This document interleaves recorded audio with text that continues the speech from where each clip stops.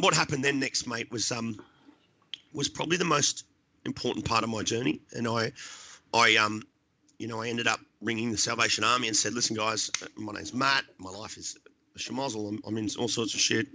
And I'm about to die if I don't change my life. And so they pulled me into a program called the Duralong Transformation Centre on the Central Coast in New South Wales.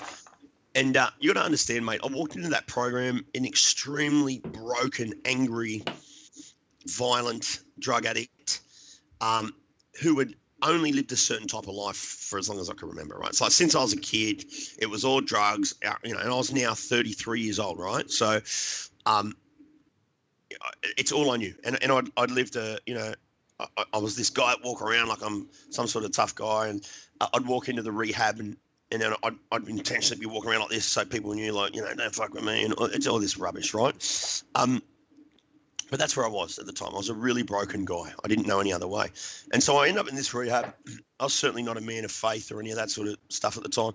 And, I was the bad boy of rehab, the king of rehab. Like, what a claim to fame that was at 33, and I'm the king of rehab. Anyway, so to paint a picture, that's what it looked like, right? And then I was in the program for 6 weeks. And one of the greatest moments of my life took place. And I was on the phone at the time to my ex-partner. We were in a very toxic shit relationship. I hate you. And I'm on the phone going, I hate you. And she's like, I hate you too. And I'll fucking kill you. And I'll kill you too. And all this horrible toxic stuff, right? And I'm screaming at her, mate, like on the phone. And there's people literally running away from me, right? And we're standing outside of a chapel, right? And all these other guys in the rehab, guys and girls in the rehab, and they're just going, and they're running, right? And as I'm screaming, this little lady walks out of the chapel. She walks up to me, cool as a cucumber.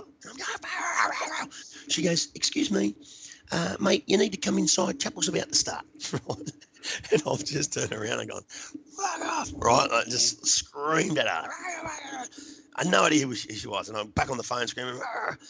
Anyway, a couple minutes pass, and I've hung up the phone, and I'm sitting at the table, and then no one wants to come near me. And then one of the guys walks up to me, sort of real hesitantly, goes, "Oh, Matty," he goes, "Bro, do you know who that was, bro?" I go, "Who?" He goes, that lady. I go, he goes, "That's the boss's wife." Oh shit. And I'm sitting at the table, right? And so what they didn't know, mate, it was that just 6 weeks ago, they had no idea. 6 weeks ago, actually it would have 3 months ago, because it took 3 months to get into the rehab, right? But some months ago, they had no idea, these guys on the program, that I was in a little fibro shack in Glenfield. And I had a gun literally clocked to my head. I mean, I was millimeters away from ending my life. And they had no idea. And I just told the wife of the director of the program to fuck off, right? Like to her face. And in a violent way, mind you. And so I'm thinking, you know what? This is it. They're going to come out and say, mate, they're going to bring the security guard over here. And I don't have the energy to fight anymore. They're going to say, mate, you need to leave the program. We don't tolerate violence. It's our number one rule. You know that. You got to go. And what they didn't realise is, mate, as I'm sitting there for the next sort of 5 minutes at the table with my head in my lap, I'm planning my suicide. I knew that they were going to come and tell me to go. And as soon as they did, they're going to drop me at Wyong train station. I'm going to walk into the park at Wyong. I'm going to grab my belt. I'm going to try and tie it to a tree around my neck and end my life. They had no idea. Right? I had no other options, James. There was no more family left, no friends left. Like, no one had talked to me. I just pushed everyone out of my life. There was no next step. There was nowhere else I could go, eat, money. Like, there's nothing. It was just, I couldn't do it again. And I just made it into that program, like just. And what this lady did next changed my life. She walked out. She said, mate, can you stand up, please? I was like, yeah, here we go.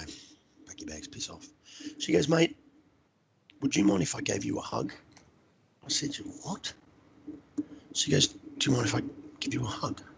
I said, what do you want to hug me for? She goes, oh, because I love you, mate. Come here, it's all right. Let me give you a hug. I was like, fuck. said, all right, and I just sort of awkwardly went, she goes, come here, mate, it's all right, come here. And she put her hands on my head and she started praying for me. And, mate, I couldn't cry at my dad's funeral sometime earlier, a year or two earlier.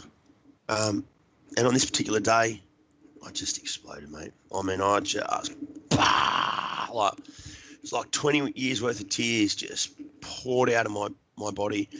And she just wouldn't let go of me, mate. She said, it's all right, mate. It's okay. You're all right. We're here for you. We love you. It's okay. And even now, it's hard to talk about. And, to this day, she's someone I'm very close with and I love and adore. And what she did is she showed me grace. She showed me what grace looked like. She was a lady of faith and the world certainly said that she has the right to tell me to piss off. And she said, well, no, I have a strong faith that says that I'm actually not meant to do that and that I'm meant to love this guy back to life. And, that was a moment.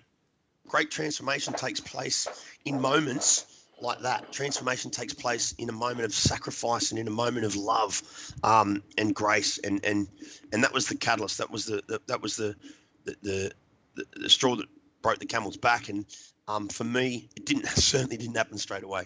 But that was when I knew I was in a place where I was safe and I could actually try and work on finding out who Mathew is, reclaiming him and creating a new life.